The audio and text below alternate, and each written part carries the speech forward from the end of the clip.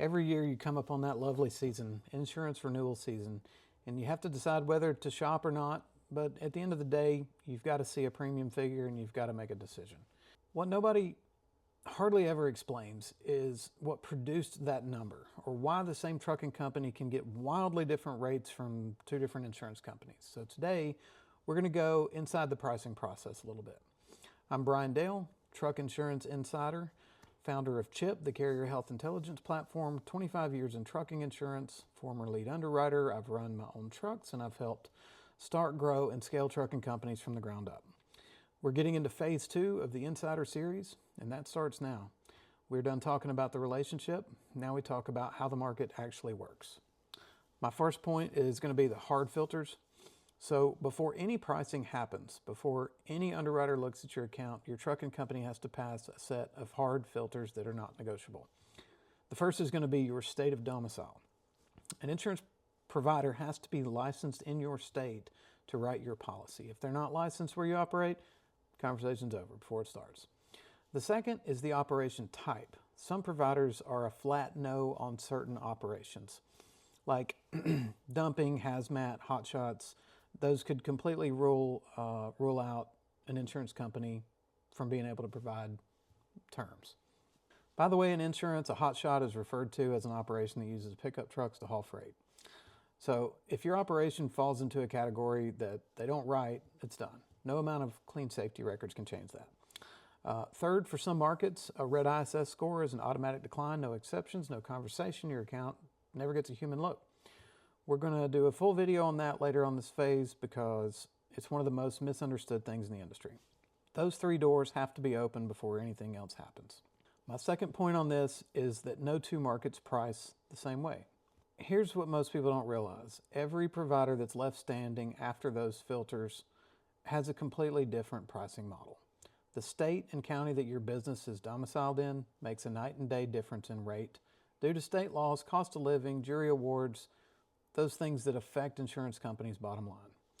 Some providers have algorithms that drive rate based on ISS score or a certain basic percentile, while others are more driven by loss history and other factors. Some still run traditional ISO-based rating, which is a state-based rate broken down by local, intermediate, or long haul with debits or credits, for moving violations, claims frequency, your safety management, etc. Some weigh driver turnover very heavily. I've seen accounts be declined for driver turnover above 35 or 50%, which sounds high until you realize the industry average is actually much higher than that. Some providers see high turnover as a sign of instability regardless. And then there are InsurTech programs that kind of flip the whole model. It's telematics first. They want to see where your trucks are going and what you're actually doing, like lane data, driving behavior, telematics score. And some offer mileage-based premiums for smaller fleets, and some reward high telematics scores with competitive pricing. We have seen some InsurTech struggle in the marketplace. They move faster than traditional markets, and that's worth understanding a little bit. There is no single formula. Every market has its own hierarchy, and your agent needs to know which hierarchy your account fits best. Third point is the small fleet advantage I want to mention. This one surprises some people. For very small fleets, like 1 or 2 trucks, especially an owner-operator driving their own unit under their authority, some markets will factor in the owner's personal credit history and their personal insurance record. If the owner has solid credit and clean insurance score, they're behind the wheel of their own trucks with no hired drivers. Some providers can price that account as competitively as like a 50-unit fleet with an excellent safety record. The risk profile of an owner driving their own truck is fundamentally different from a fleet with hired drivers. Programs in that space are very strict about that, but for the right owner-operator, it's a huge pricing advantage in this market. My fourth point of this video is which tier you land in matters.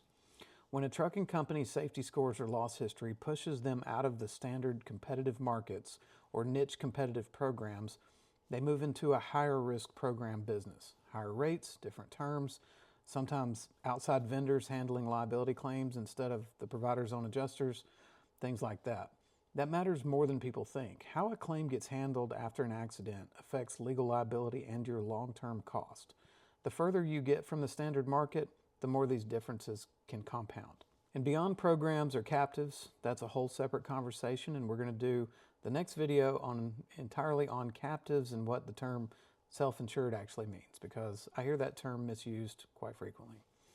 The point for today is the tier you land in is largely determined by your own safety scores and your loss history. That's why controlling these things has direct dollar consequences, not just at renewal, in determining which market is even willing to take a look. So my fifth point to this is the submission narrative. And here's the part that has a big influence once you've made it through the filters. My goal with every submission is to answer every question that an underwriter could ask before they find the question to ask. Because an underwriter who has to dig for information is already building a story in their head, and that story might not be the right one. So if your account has alerts in certain basic categories, address them up front. Don't make the underwriter ask. Explain what happened, what changed, what you did about it. If there are drivers that are hired outside of your normal guidelines, that should be addressed. And here's one people don't really think about, but are your written hiring guidelines too specific? If you write guidelines that are tighter than what you can consistently meet, and then hire a driver who falls outside of them, you've kind of created a legal problem for yourself. The practical approach is to communicate your standard practice clearly without creating a written standard that you can't always defend. Another thing is large losses need context. Was it preventable? How did management respond? Post-accident interview, police report, disciplinary action. An underwriter reading a loss run with a large claim wants that context. Your agent's job is to provide it before they have to ask for it. The narrative also tells who you are, how long you've been operating, how you've grown, what your safety culture looks like. An underwriter who gets all of that in front of them can make a decision. An underwriter who gets a bare application and a loss run is going to pass or ask questions. So your rate is not random. It is the output of a process that starts with whether you can even get through the door. Runs through a pricing model that's different at every provider and is shaped significantly by how your account is positioned when it arrives. Understanding that process is how you stop being surprised at renewal time. And understanding what you can control, your scores, your safety program, your drivers, your submission narrative, which is your story, is how you start changing what that process produces.